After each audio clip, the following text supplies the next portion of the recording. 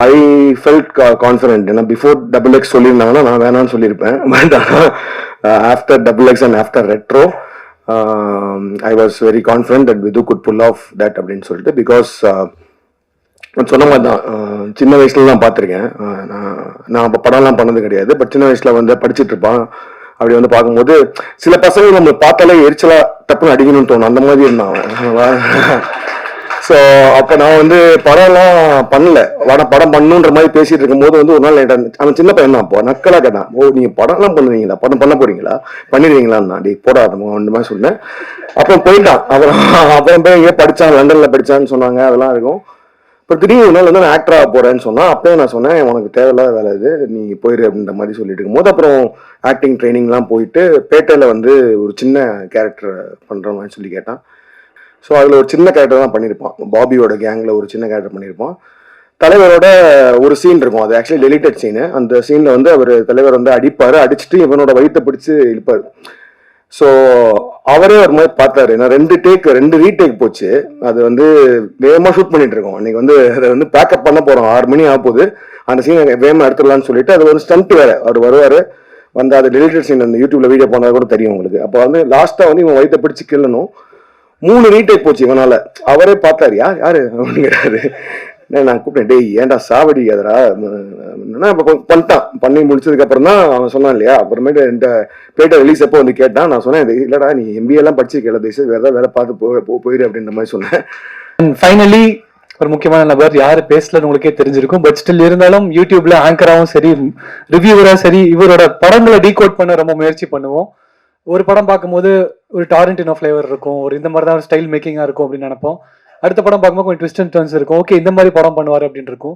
ஒவ்வொரு டைமே அவர் இருக்கிற பெஞ்ச் மார்க்ஸை பிரேக் பண்ணக்கூடிய ஒரு ஆசமான film maker.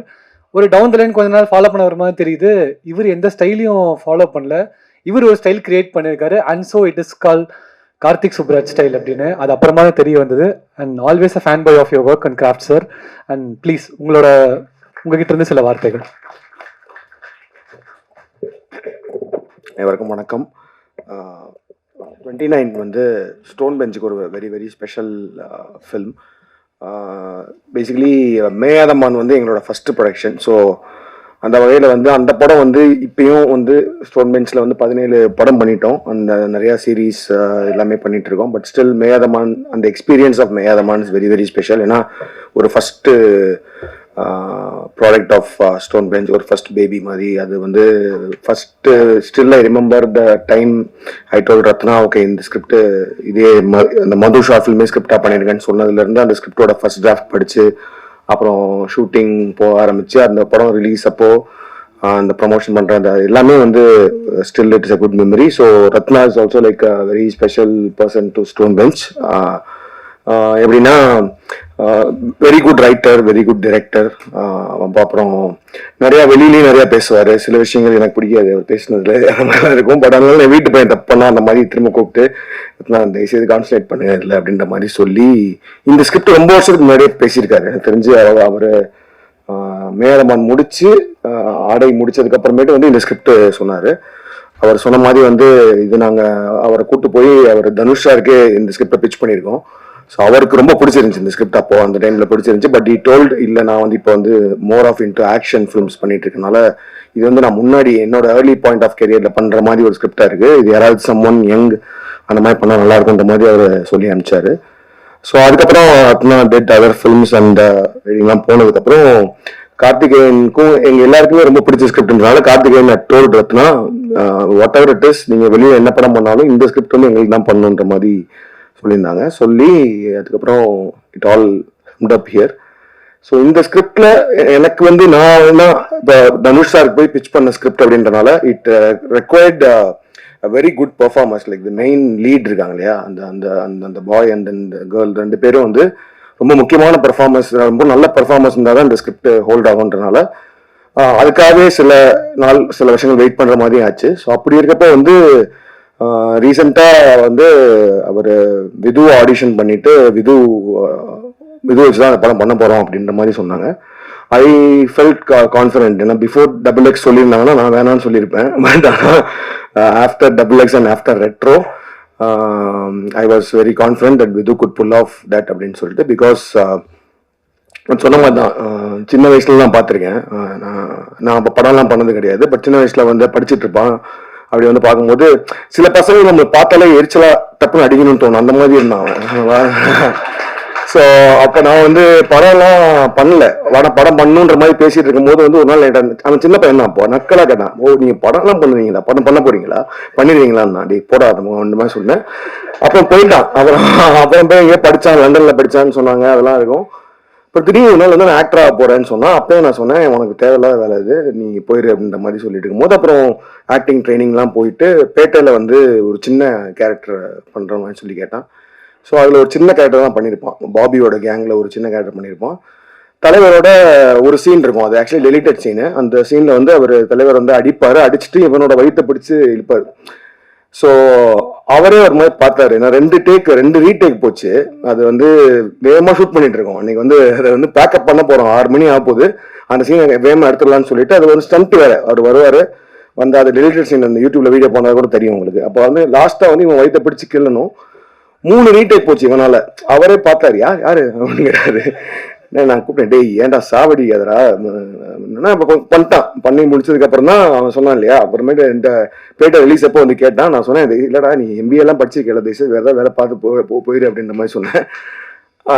But he took it very personally. And then அதுக்கப்புறம் XX நான் பண்ணும் போது அந்த ஷெட்டானி கேரக்டருக்கு வந்து I wanted someone new and பயங்கரமான ஒரு பெர்ஃபார்மர் தேவைப்பட்டுச்சு. பிசிக்கலி அண்ட் ஆல்சோ மென்டலி ஸ்ட்ராங்காக இருக்க யாராவது தேவைப்பட்டுச்சுன்னு சொல்றப்போ வந்து ஹீ டோல்ட் நான் பண்றேன், ஆடிஷன் பண்றேன் அப்படின்ற மாதிரி சொன்னான். ஸோ நானும் ஓப்பன் மைண்டோட ஆடிஷன் பண்ணேன். But I was actually literally stun the way he has transform himself. ஏன்னா வந்து அந்த effort he has put in for so many years to become a good actor அப்படின்றதுக்கு அந்த போட்ட எஃபர்ட் வந்து எனக்கு ரொம்ப பிடிச்சிருந்துச்சு. அதனால ஐ தாட் ஓகே அந்த ஷெட்டானி கேரக்டர் பண்ண வைக்கலான்னு சொன்னேன். அதுக்கு அவன் ஷூட் அப்பையும் சரி, ஷூட்டுக்கு முன்னாடியும் சரி, த வே ஹி ஸ்ட்ரகிள்ட் அந்த எஃபர்ட் போட்டது வந்து கண்கூடா பார்த்தேன். ரொம்ப சூப்பராக இருந்துச்சு. And even output was great. அதுக்கப்புறம் I think slowly he has become seasoned actor. அதாவது வந்து சீசன்ட் ஆக்டர்னா நம்ம வந்து நல்லா நடிக்கிறோம்னு அவனுக்கு என்னைக்குமே நினைக்க மாட்டான்னு நினைக்கிறேன். அந்த அளவுக்கு நானும் சொல்லிட்டே இருப்பேன், அப்படி மட்டும் ஏற்றிக்காது நல்லா நடிக்கணும்னு. பட் ஆனால் for every even if it's a small character you need to ஒரு தாட் ப்ராசஸ் லெவலில் வந்து அந்த கேரக்டரை பற்றி யோசிச்சு ஃபிசிக்கலாகவும் ரெடி ஆகணும், மென்டலாகவும் ரெடி ஆகி பண்ணணுன்ற மாதிரி. So even for retro also he prepared himself for that character.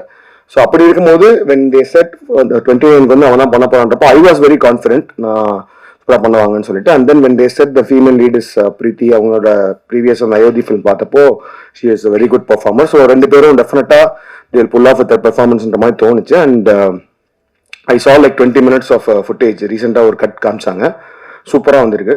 All have done a great job, great performances. And I am so looking forward and I am so happy and proud that we are part of producing this film. And அதே மாதிரி லோகேஷோட G ஸ்குவாரோட சேர்ந்து இந்த படம் பண்றதுலையும் I'm very happy. Because அவங்க சொன்ன மாதிரி வந்து நாங்கள் ஃபர்ஸ்ட் ஷோ பெஞ்சில் ஃபர்ஸ்ட் மேரமான் பண்றதுக்கு முன்னாடி ஷார்ட் ஃபிலிம்ஸ்லாம் வச்சு ஒரு ஆந்தாலஜி பண்றப்போ இதே மாதிரி நான் ரத்னா லோகேஷோட ஷார்ட் ஃபிலிம் இருந்துச்சு. அப்படி அந்த அந்த அந்த ஆந்தாலஜியை வந்து ரிலீஸ் பண்ணணும், தேட்டர்ல ரிலீஸ் பண்ணணும்னு சொல்றப்போ எந்த ஆர்வத்தில் இருந்தோமோ இப்போ வந்து அதே வந்து ஒரு பெரிய ஃபீச்சர் ஃபிலிமாக எல்லாம் சேர்ந்து பண்றதுல I am also very very very happy.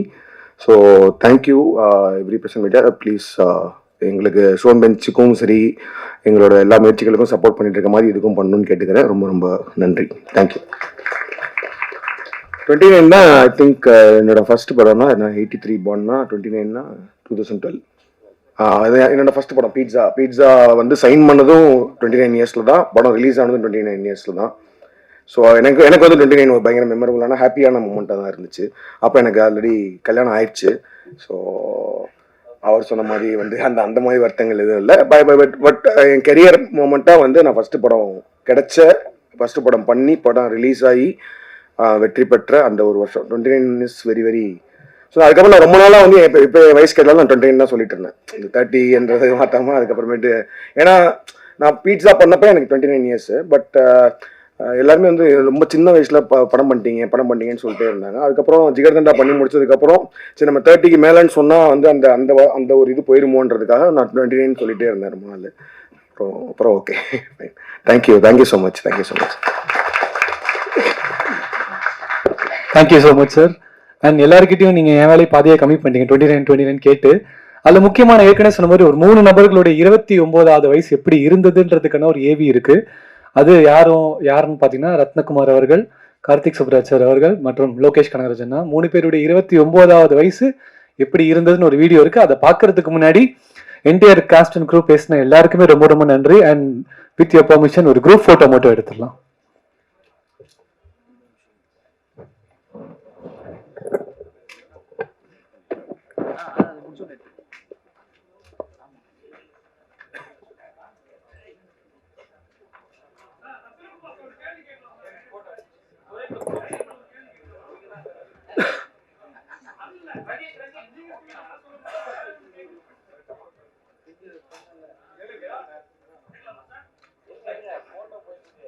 Sir photo மட்டும் எடுத்தோடனே நீங்க கேட்டலாம்.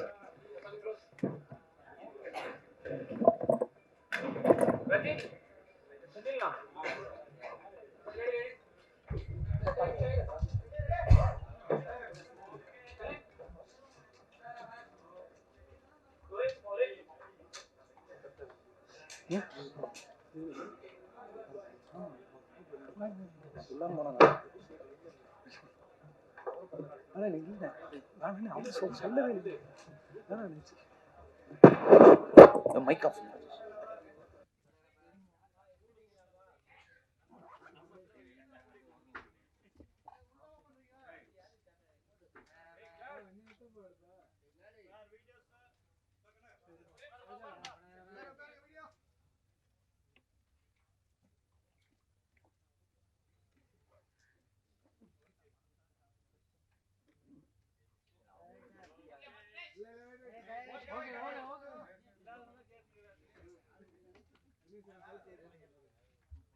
Okay.